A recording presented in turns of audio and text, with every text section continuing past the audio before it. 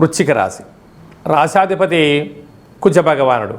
వీరికి అర్ధాష్టమ రుణరోగ శత్రుకారకుడు కుజుడు, బుద్ధికారకుడు బుధుడు, వాస్తు నరదృష్టికారకుడు రాహు సంచారం చేయనప్పుడు సంవత్సరంలో చివరి మంగళవారము, సంవత్సర ప్రారంభ కాలంలో మొదటి మంగళవారము ఉపవాసం ఉండాలి.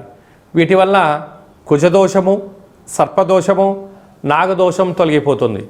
లేకపోతే రుణ సమస్యలు, రోగ సమస్యలతో విలవిలలాడే పరిస్థితి ఉంటుంది.